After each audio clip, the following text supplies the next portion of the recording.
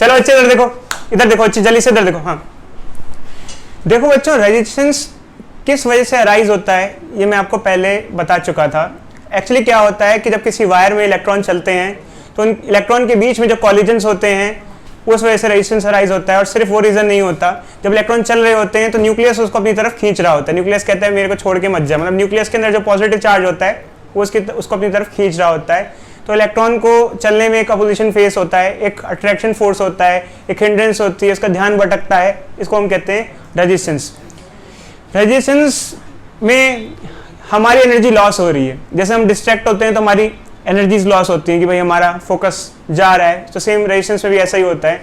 अब हम बात करते हैं रेजिस्टेंस की, तो रेजिस्टेंस हर जगह सर्वव्याप्त है। बेसिकली कैसे, जहाँ भी कहीं इलेक्ट्रॉन फ्लो हो रहा है तो वहाँ रेजिस्टेंस होगा ही होगा, क्योंकि जब इलेक्ट्रॉन फ्लो करेगा तो इलेक्ट्रॉन टकराएंगे, और दूसरा इलेक्ट्रॉन जब चल रहे होंगे तो न्यूक्लियस सबको अपनी तरफ खींचेगा ही खींचेगा, किसी भी वायर मीडियम की अगर हम बात करें तो। और वायर के अंदर रेजिस्टेंस के कारण होते हैं। अब कई बार बच्चे पूछते हैं सर इलेक्ट्रोलाइटिक सॉल्यूशन में रेजिस्टेंस के क्या कारण होते हैं, वहां पे भी कुछ कारण होते हैं, बट फिलहाल अभी हम उसकी बात नहीं कर रहे हैं। इलेक्ट्रोलाइटिक सॉल्यूशन में जो चार्ज फ्लो होता है उसके अंदर अलग कारणों की वजह से उनको अपोजिशन फेस करनी पड़ती है। सबकी लाइफ में प्रॉब्लम्स क्या होती हैं, अलग अलग होती हैं। समझ में आया बच्चे? तो ये हम बात कर रहे हैं सिर्फ वायर के इलेक्ट्रॉन के बारे में, अभी हम इलेक्ट्रोलाइटिक सॉल्यूशन की बात नहीं कर रहे हैं, क्योंकि मोस्टली हम यही स्टडी कर रहे हैं। तो अब आगे देखते हैं बच्चे, ठीक है इलेक्ट्रॉन को एक प्रॉब्लम है, एक रेजिस्टेंस है। अब अगर हम बात करें तो इस प्रॉपर्टी की वजह से जब कभी कोई वायर में इलेक्ट्रॉन फ्लो करता है तो फ्लो के दौरान उसकी कुछ एनर्जी लॉस हो जाती है हीट की फॉर्म में, इसे कहते हैं जूल्स लॉ ऑफ हीटिंग। कई बार हम ट्राई करते हैं कि ये हीटिंग कम से कम हो, और कई बार हम ये ट्राई करते हैं हीटिंग ज़्यादा से ज़्यादा हो। कहाँ हम ट्राई करते हैं कि ये कम से कम हो? आमतौर पे जब इंटरकनेक्शंस होते हैं, कनेक्टिंग वायर्स होती हैं, उसमें हम ट्राई करते हैं कि हीटिंग ना हो, क्योंकि हम चाहते हैं कि मान ले एक बल्ब है हमारा और ये जो पूरी वायर है ये कनेक्टिंग वायर है। कनेक्टिंग वायर अगर हीट प्रोड्यूस करेगी तो ये सर्किट की एनर्जी लॉस कर जाएगी और जो बल्ब है उस तक एनर्जी कम पहुंच पाएगी। तो हम यहाँ चाहते हैं, यहाँ हम कहते हैं कि रेजिस्टेंस इज अनडिजायरेबल। क्या है? अनडिजायरेबल है, मतलब हीटिंग जो है अनडिजायरेबल है यहाँ पर। जबकि ये बल्ब है, बल्ब के फिलामेंट में यही क्या हो जाता है? डिजायरेबल हो जाता है। कैसे? हमने पढ़ा है बच्चे, जब हम बल्ब की बात करते हैं, आप लोगों ने 10th क्लास में बल्ब की वर्किंग पढ़ी होगी, तो आपने देखा होगा कि बल्ब के अंदर टंगस्टन फिलामेंट होता है। जब फिलामेंट से करंट पास होता है तो हीट अप होता है और ग्लो होता है, तो वहां पर यही इफेक्ट क्या हो जाता है? डिजायरेबल होता है। तो देखो बच्चे, कहीं कहीं चीज, कोई सी चीज डिजायरेबल होती है और कहीं कहीं चीज वो अनडिजायरेबल होती है। तो हम चाहते हैं कि कनेक्टिंग वायर में रेजिस्टेंस ना हो और यहाँ पे रेजिस्टेंस क्या हो? ज्यादा से ज्यादा हो, क्योंकि कहीं कहीं हमें इसका पॉजिटिव बेनिफिट उठाना होता है और कहीं कहीं हमें इसको नलीफाई करना होता है। जैसे कि हम फ्रिक्शन की बात करते हैं। अब हम आगे देखते हैं बच्चे, ठीक है रेजिस्टेंस को कम कैसे कर सकते हैं, इसका क्या उपचार है? तो देखो बच्चे, ऐसी वायर यूज करो जिसका रेजिस्टेंस या रेजिस्टिविटी कम हो, जैसे copper wire, preferably silver wire, gold. अब आप कहोगे कि सर ऐसे तो घरों के बाहर सिल्वर गोल्ड लगेगा तो गायब हो जाएगी, बिल्कुल सही। फिर कहाँ यूज करते हैं? मोबाइल फोन की जो टेक्नोलॉजी है उसके अंदर सिल्वर गोल्ड काफी हद तक यूज किया जाता है। जो हमारे चिप वगैरह मैन्युफैक्चरिंग होती है इसके अंदर सिल्वर गोल्ड और रेयर अर्थ मेटल्स यूज होते हैं। रेयर अर्थ मेटल्स वो मेटल होते हैं जो सिल्वर और गोल्ड के अलावा और मेटल होते हैं जिनका हाई कंडक्टिविटी होती है, वो भी यूज किए जाते हैं। इसलिए मोबाइल फोन के जो प्रोसेसर होते हैं, मदरबोर्ड वगैरह आता है, महंगा आता है। एक मोबाइल फोन 50,000 या 1 लाख का इसलिए आ रहा है बच्चे, 1 लाख की तो बाइक आ जाती है अच्छी खासी, 1-1.5 लाख की, 1-1.25 लाख की, 1.5 लाख की छोटी सस्ती वाली KTM आ जाती है इतने की, तो ठीक है। तो ऐसा फिर फोन क्यों आ रहा है इतना महंगा? क्योंकि उसके अंदर भाई ऐसा रेयर अर्थ मेटल यूज हो रहे हैं, उसका भी काफी पैसा उसमें लगा हुआ होता है। एक मिनट रुक जाओ, अभी हम बताते हैं, ठीक है। तो आगे की हम बात करते हैं। इधर देखो बच्चे, तो इधर देखो, हाँ तो देखो बच्चे, ये सिर्फ ये बात नहीं है, अब आगे की क्या बात है? एक्चुअली क्या है कि कहीं कहीं ये अनडिजायरेबल है। डिजायरेबल जहां है वहां की तो हम बात करें, जैसे कि हम बात करें कि एक बल्ब है फिलामेंट वाला, वहां पे हीटिंग इफेक्ट डिजायरेबल है। हीटिंग एलिमेंट जो होते हैं, हीटर होते हैं, वहां हीटिंग इफेक्ट डिजायरेबल है। रेजिस्टेंस का होना डिजायरेबल है। रेजिस्टेंस हो तो ज्यादा अच्छी बात है ताकि हीटिंग इफेक्ट प्रोड्यूस होगा। अब देखो कहीं कहीं अनडिजायरेबल, तो वहां वैसे मटेरियल यूज करते हैं जिसमें कम हीटिंग प्रोड्यूस हो। कॉपर वायर यूज करते हैं, थिक कॉपर वायर यूज करते हैं, ऐसे मटेरियल यूज करते हैं, ठीक है। थिक कॉपर वायर मतलब कि जिसका एरिया क्या हो? ज्यादा हो, क्योंकि आपको पता होगा ना बच्चे, R इक्वल टू क्या होता है? ρL/A, ठीक है ना। तो अगर एरिया ज्यादा होगा तो रेजिस्टेंस क्या हो जाएगा? कम हो जाएगा। तो ज्यादा पतली वायर यूज नहीं करेंगे, ठीक ठाक मोटी साइज की वायर यूज कर लेंगे। तो उस हिसाब से हम कनेक्टिंग वायर में रेजिस्टेंस को कम कर सकते हैं, ठीक है, वो चेंज कर सकते हैं। अब रही बात ये कि कहीं कहीं हम एक टर्म यूज करते हैं रजिस्टर। अब ये रजिस्टर क्या होता है?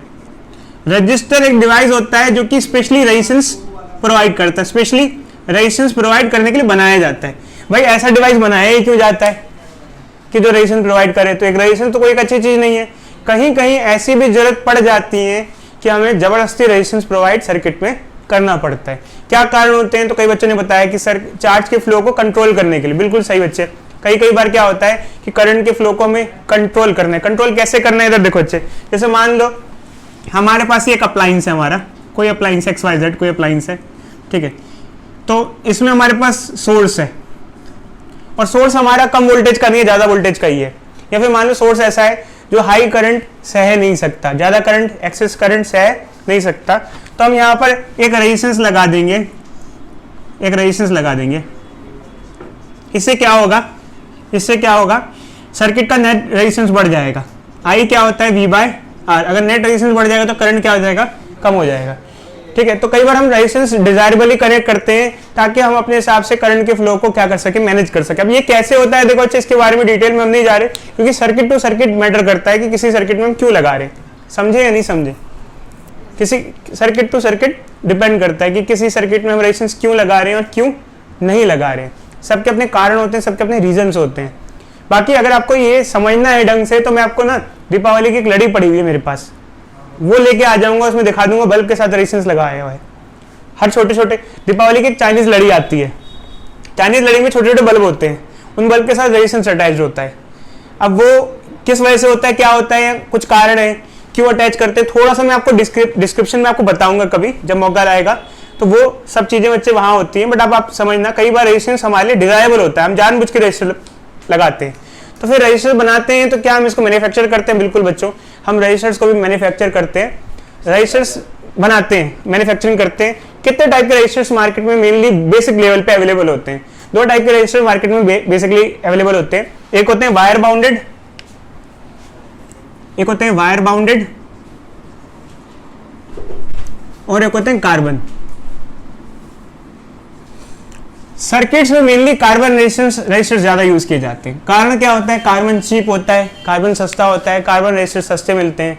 सर्किट में आमतौर पे कार्बन रेजिस्टर्स यूज किए जाते हैं to manipulate the current in any part of circuit, या किसी भी सर्किट के हिस्से में या सर्किट के अंदर करंट का फ्लो मेंटेन करने के लिए, अपने हिसाब से करंट को मैनिपुलेट करने के लिए हम रेजिस्टर्स यूज करते हैं, तो वहां यूज है। अब एक सीधे बड़ा क्वेश्चन ये राइज होता है कि कैसे कर रहे हैं, ये आपको जानने की उत्सुकता होगी, बट ये बच्चे अभी हम नहीं डिस्कस करें इस चीज के बारे में ना, ठीक है। क्योंकि चक्कर क्या है कि दिमाग में लगता है कि भाई जाने चलो, ये मैं थोड़ी देर में आपको बताऊंगा, इसके बारे में बता ही दूंगा यहाँ पर ही। बट अगर आपके हमारे सामने एक प्रैक्टिकली कोई चीज होती और हम उसमें दिखा रहे होते कि उसमें लगा हुआ है, तो समझाते तो ज्यादा आपको बेटर समझ में आता है उस चीज से। आगे बढ़े बच्चों, तो कार्बन रेजिस्टर और वायर बाउंडेड रेजिस्टर की बात करते हैं। तो वायर बाउंडेड रेजिस्टर मेनली कहाँ यूज करते हैं? वायर बाउंडेड रेजिस्टर हम यूज करते हैं मेनली लैब्स में। लास्ट क्लास में मैंने आपको वायर बाउंडेड रेजिस्टर्स के बारे में बताया था।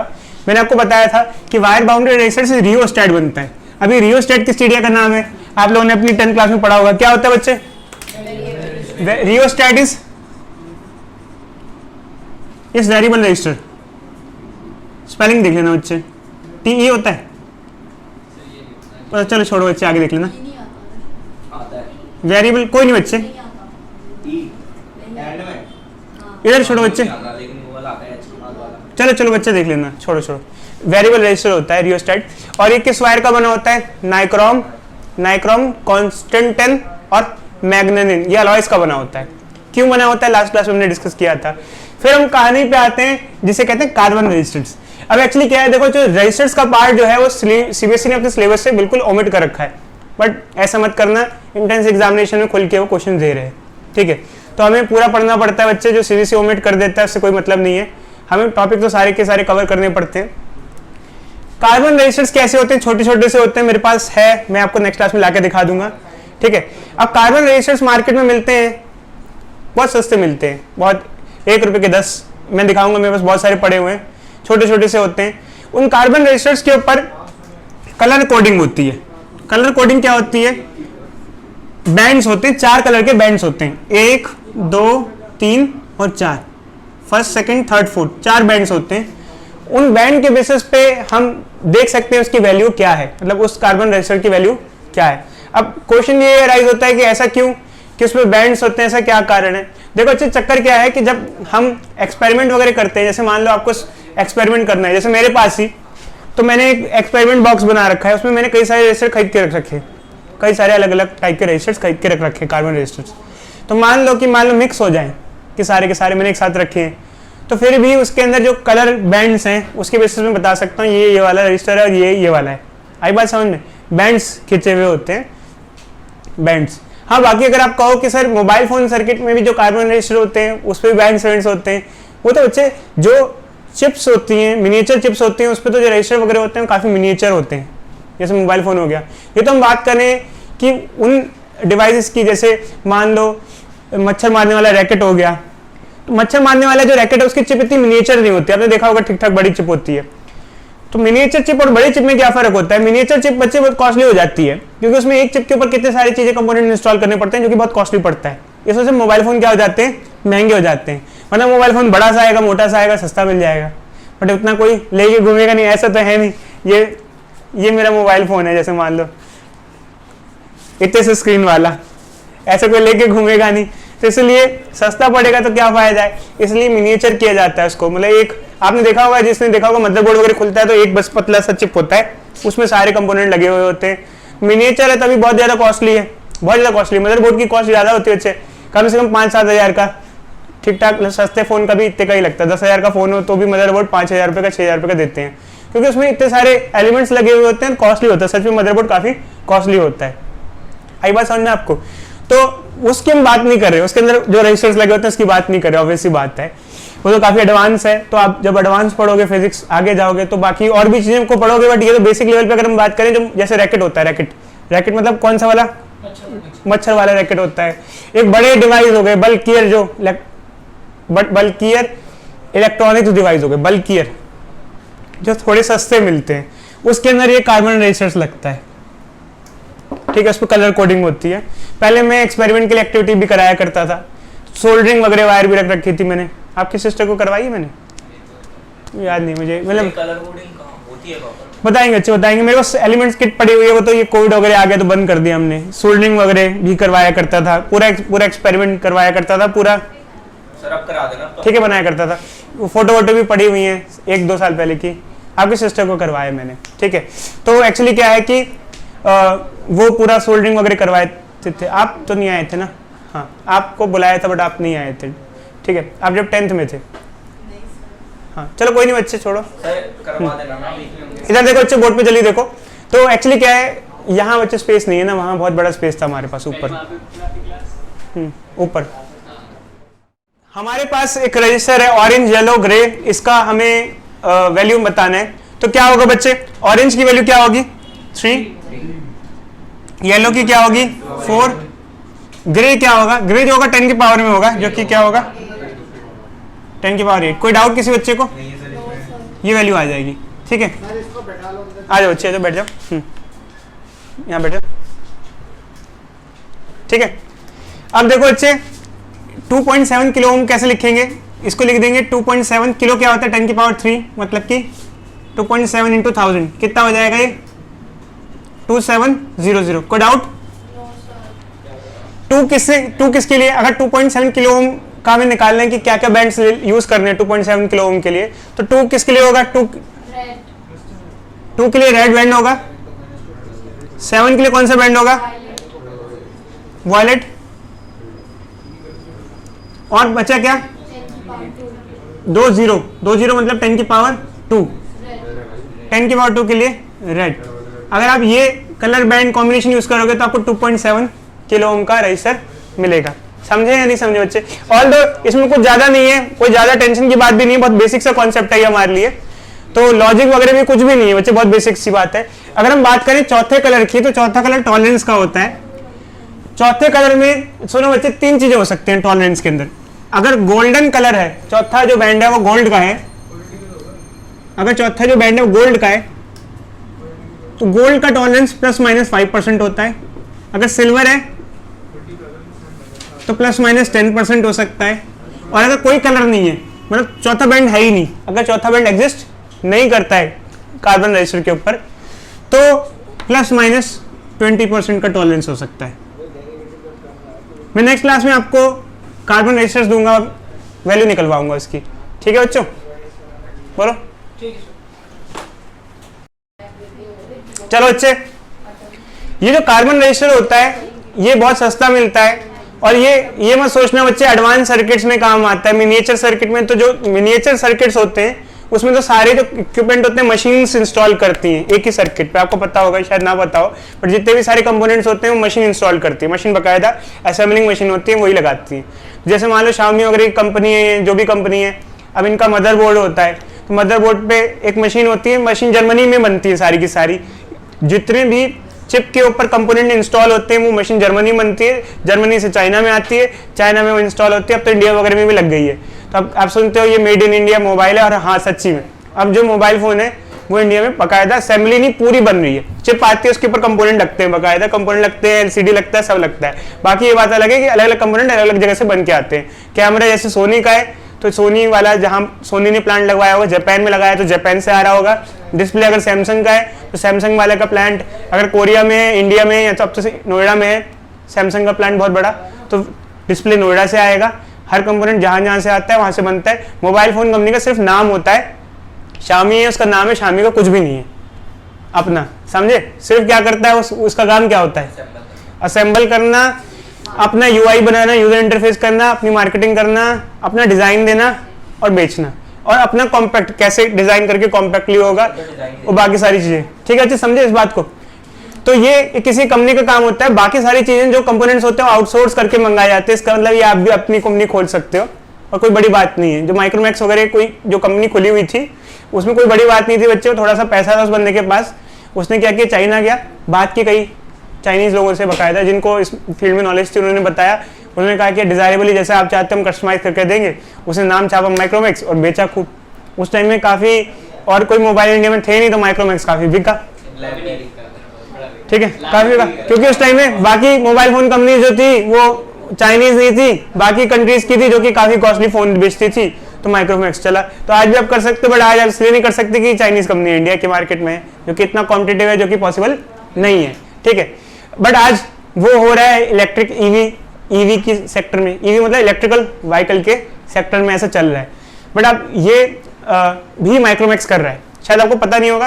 ये जो कंपनी है एक खुली थी बाइक की कंपनी, बाइक की, जो आजकल बिक रही है काफी ठीक ठाक, इलेक्ट्रिक बाइक है, जो 2000-3000 पर मंथ के हिसाब से दे रहा है।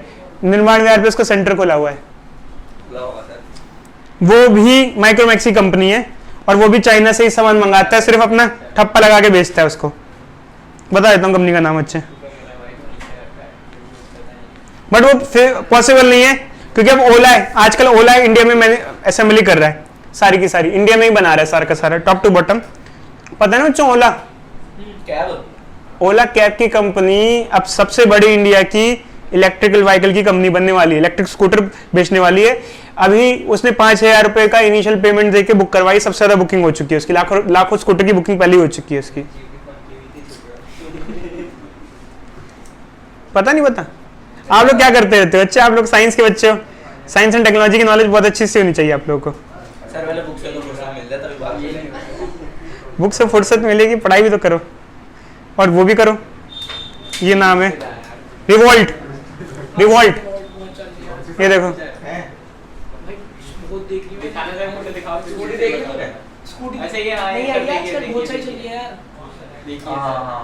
वो पीछे ग्रीन कलर ले लिया। नहीं, मैं जब लॉन्च हुई थी तो मैं दिखने गया था ऐसे मजे करने गए थे।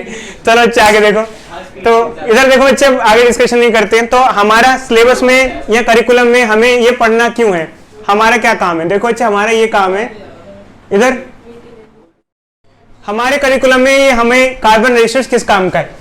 तो देखो सीबीएसई के करिकुलम में कार्बन रजिस्टर किसी काम का नहीं है एज पर सिलेबस, मेरे हिसाब से जितना कि दिया गया। बट एंट्रेंस में क्या होता है बच्चे, एंट्रेंस में हमें कलर कोडिंग पूछते हैं कि भाई मान लो एक कार्बन रजिस्टर है, उस पर 4 बैंड्स हैं इस कलर के, तो उस रजिस्टर की वैल्यू क्या होगी। तो देखो बच्चे, इस कार्बन रजिस्टर की वैल्यू निकालने के लिए उस पर कलर कोडिंग होती है, 4 बैंड्स होते हैं। बहुत ध्यान से देखो बच्चे बोर्ड पे जल्दी से, तो ध्यान से देखोगे तो याद रहेगा, वरना आपको घर पे जाके पढ़ना पड़ेगा, वरना अभी देख लो। 4 बैंड्स होते हैं, 1 2 3, और चौथा बैंड साइड में होता है। चौथा बैंड टॉलरेंस के लिए होता है। टॉलरेंस का मतलब बता सकते हो बच्चे, what is meaning of tolerance? Tolerance का एक मतलब ये होता है, और साइंस के हिसाब से टॉलरेंस का मतलब ये होता है कि प्लस माइनस में कितनी वैल्यूज फ्लक्चुएट कर सकती है, और सच में टॉलरेंस उसी से एसोसिएटेड होता है, कितना झेल सकता है, कितना चेंज हो सकता है, उसे टॉलरेंस कहते हैं। जैसे मान लो किसी चीज का टॉलरेंस प्लस माइनस 10% है, इसका क्या मतलब है? कोई बच्चा बता सकता है इसका क्या मतलब है? कि हाँ, जो आप सामान खरीद रहे हो उसमें 10, वो जो वैल्यू है जितनी गिवन है लिखिए 10% ज्यादा और कम हो सकती है, तो आप कुछ लड़ाई भड़ाई मत करने पहुंच जाना, 10% ऊपर नीचे पॉसिबिलिटी हो सकती है, इसे कहते हैं टॉलरेंस। तो टॉलरेंस ऑल दो सिर्फ बताता है कि कितना कम ज्यादा हो सकता है, बट मेनली 3 जो बैंड्स होते हैं वो कार्बन रजिस्टर के रेजिस्टेंस की वैल्यू देते हैं, कार्बन रजिस्टर के रेजिस्टेंस की वैल्यू देते हैं, ठीक है। अब जो बैंड्स होते हैं उसमें अलग अलग कलर ड्रॉ होते हैं, तो देखो बच्चे अलग अलग कलर जो होते हैं उनकी न्यूमेरिकल वैल्यू होती है। इसको हम ऐसे याद करते हैं, बीबी रॉय ग्रेट ब्रिटेन है वेरी गुड वाइफ, ऐसे याद करते हैं बच्चे, BB ROY great Britain very good wife, ऐसे BB ROY great Britain very good wife, ठीक है। याद करना है बच्चे, सब आपको ऐसे ही बताएंगे, हमने भी शायद बचपन से ऐसे ही पढ़ा हुआ है, ये एक ही चीज है। हाँ, कोई अपना नया बना सकता है तो नया बना लेना अपने हिसाब से, क्योंकि बच्चे कुछ भी बना सकते हो आप अपने हिसाब से, याद करने का तरीका है ना आप लोगों को, तो ये याद करना है, BB ROY great Britain very good wife. B for, देखो यहाँ पे 3 बी हैं, फर्स्ट सेकंड थर्ड, तो पहला बी, दूसरा बी और तीसरा बी क्या होगा, इसमें भी कई बार कंफ्यूजन रहता है। इधर देखो बच्चे, पहला बी वो होता है जो सबसे बेसिक कलर है हमारे लिए, ब्लैक, ऑल ब्लैक गाना सुना है ना बच्चे, इसे याद कर लो। फिर दूसरा भी जो ब्राउन मुंडे वाला गाना है वो याद कर लो, ब्राउन कलर हो गया, ठीक है। आर फॉर रेड, ऑब्वियस सी बात है। O for orange, Y for yellow, obvious है। G for green, B for, अब बी क्या होगा, ब्लू होगा बच्चे, ब्लू आइज, ठीक है अच्छे। आगे देखो, V for violet, G for, अब जी वाला जी क्या होगा, ग्रे, वाइट, ठीक है। सर अब पता कैसे चलेगा कौन से जी की बात कर रहे हैं? ये सब समझ में आ जाएगा बच्चे, अभी रुक जाओ। दो वाइट हो गए,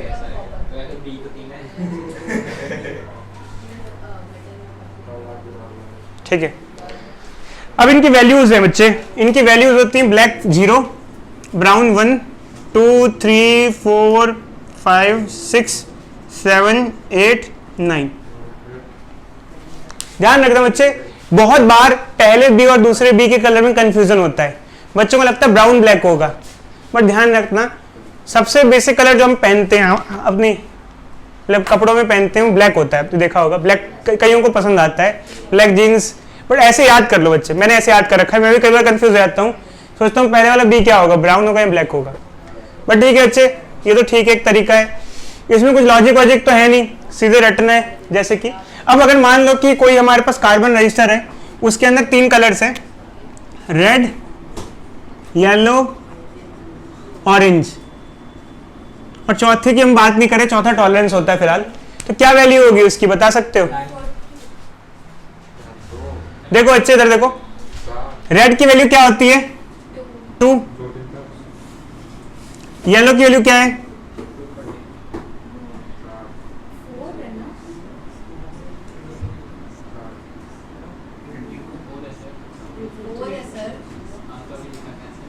4। जो तीसरा कलर होता है उसको हम डायरेक्टली नहीं लिखते न्यूमेरिकल फॉर्म में, वो 10 की पावर में लिखा था, इनटू करके 10 की पावर में लिखा जाता है। जैसे बच्चे ये क्या है ऑरेंज, तो इनटू करके 10 की पावर, ऑरेंज क्या है 10 की पावर 3। जो तीसरा कलर होता है उसकी जो वैल्यू होती है 10 की पावर करके लिखी जाती है। देखो ऐसे, जैसे फर्स्ट बैंड, ये फर्स्ट बैंड हुआ, ये सेकंड बैंड हुआ, और जो थर्ड बैंड होता है उसको लिखा नहीं आता, उसको 10 की पावर की फॉर्म में लिखा जाता है, ये थर्ड बैंड है। तो ये रजिस्टर की वैल्यू है, ऐसे निकलती है ओम। क्वेश्चन नहीं बच्चों, चलो करो जल्दी से।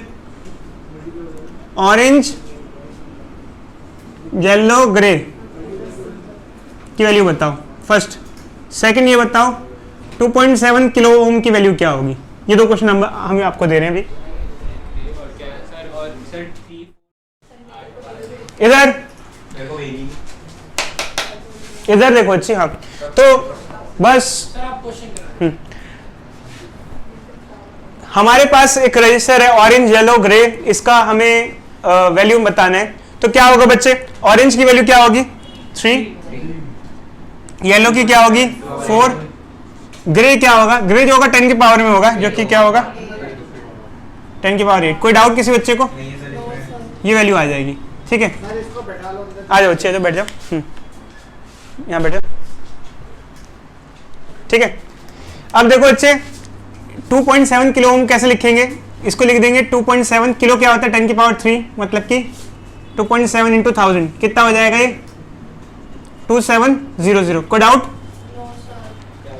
2 किसके लिए, अगर 2.7 किलो ओम का हमें निकालना है कि क्या क्या बैंड्स यूज करने हैं 2.7 किलो ओम के लिए, तो 2 किसके लिए होगा,